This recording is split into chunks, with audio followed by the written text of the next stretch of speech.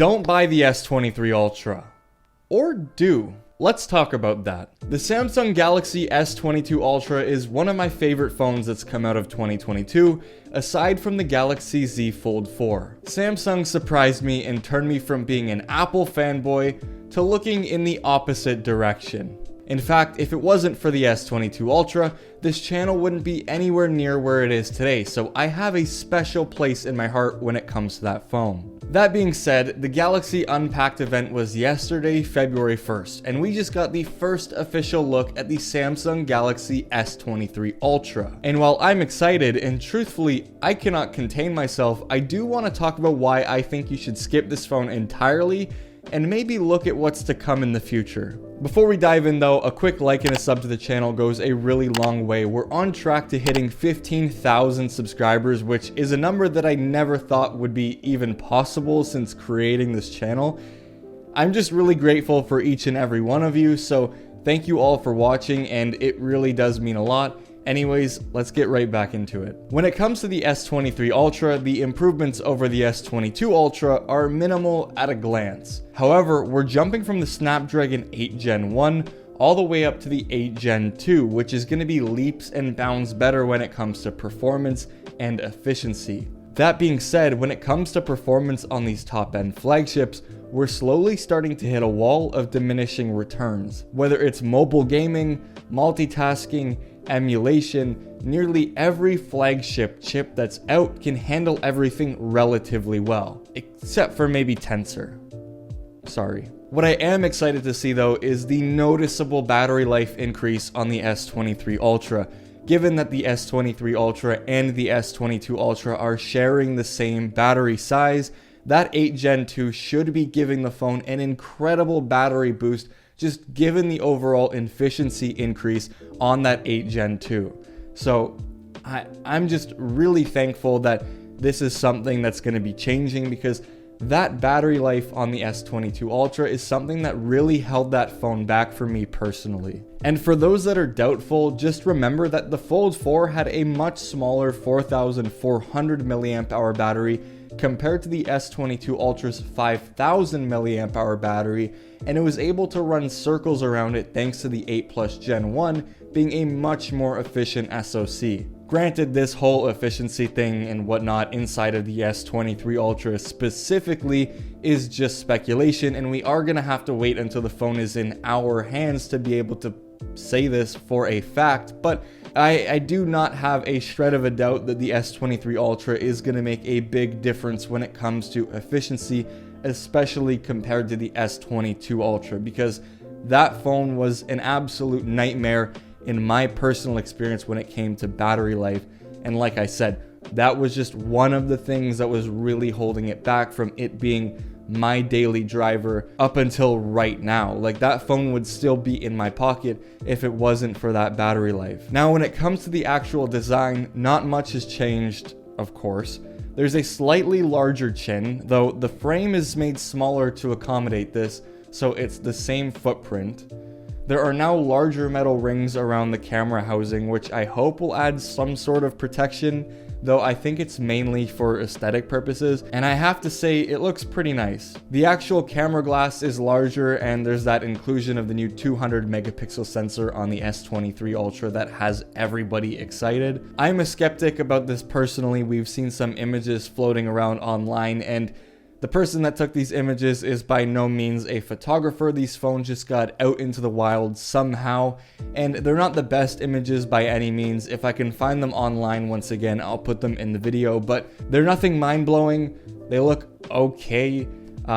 Definitely this is going to be something that once these devices are in our hands, like I said, we're going to have to test, because it just looks somewhat mediocre, though obviously this is one of those things where someone just gets their hands on these devices and it kind of sends everyone into like a shitstorm panic mode, because someone doesn't know how to use this device and just gets these photos out there into the wild. It wasn't really impressive. Now, I'm actually recording this video ahead of Samsung's event, and I do expect Samsung to actually show some marketing images Granted, those images are going to just be that. They're going to be marketing images. So by the time you see this video, those images are already going to be out there, but that's what those are going to be. It's just going to be marketing images. I wouldn't trust anything until these devices are actually out there in the public's hands. There are going to be some reviewers that, you can go to trust, like Max Tech, for example, did a really good comparison when he had his hands on with the Fold 4.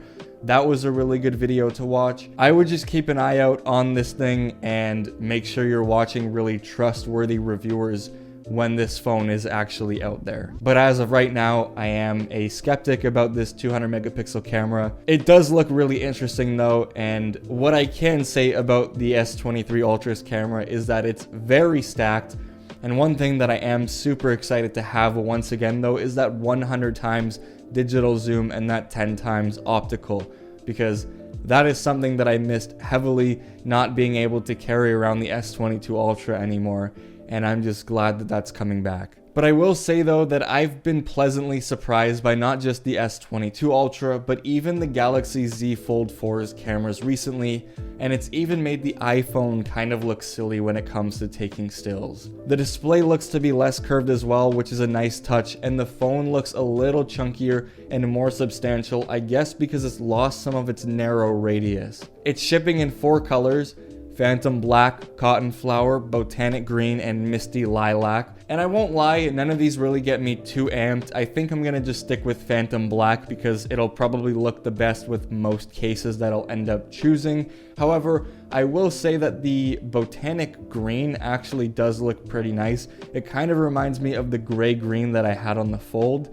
I'm not gonna lie, I'm a little disappointed with that Cotton Flower one because it did look like it was gonna be similar to the beige that was on the Fold, but it looks like it has like silver bezels and stuff like that, or not bezels, but the silver frame.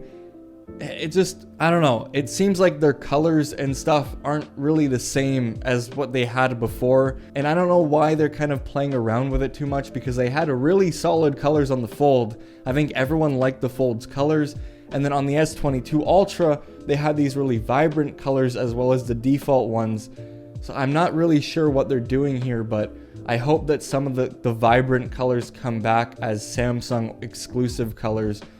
That would just be really nice to see. There are some other subtle changes that will make efficiency and performance improvements like UFS 4.0 and LPDDR5X. Oh, and the phone has a SIM tray, so take that, Apple. But other than that, it looks to be like a pretty marginal upgrade, which is probably why you're here clicking on a video called "Don't Buy the S23 Ultra." So should you buy it? If you're somebody who is very invested in this tech hobby and somebody who spends a lot of money on phones and devices every single year and expects these very marginal upgrades, sure. But if you're somebody who's coming from the S22 Ultra or even the S21 Ultra, and somebody who's expecting a pretty sizable upgrade, probably not. While personally I'm pumped and I cannot wait to be bringing you guys content on this phone, and I will actually be daily driving this thing, it's a $1,200 phone. And the way that I see the S23 Ultra and the way that I see the S22 Ultra is that it's a super premium flagship device, and it's almost in the same class as the Z Fold 4. And for this phone to be worth $1,200, it's gotta be amazing. And lately, when it comes to tech, especially with mobile devices, it takes a while for issues or concerns with these devices, or rather investments, to start making headlines, and knowing what you're putting your money into in the right place is harder than ever. I am someone who really wanted to vouch for the Pixel 7s this year. I love the price, the look, the camera, and when it came to the performance, the quality, and the build of the device, I had many glaring issues. I personally went through 4 Pixel devices, 2 Pixel 7 Pros, and 2 Pixel 7s. Thankfully, return policies exist, but imagine locking into a contract with a problematic device for 2 years. Another thing for me personally that makes it a tough sell is the price. With that $1,200 pushing it ever so close to the Fold 4, when you consider all of the promos that Samsung does on a regular basis, you can get devices like the Fold for an incredible value. And after using and dailying the Fold ever since it's launched, it's a device that's really hard to put down.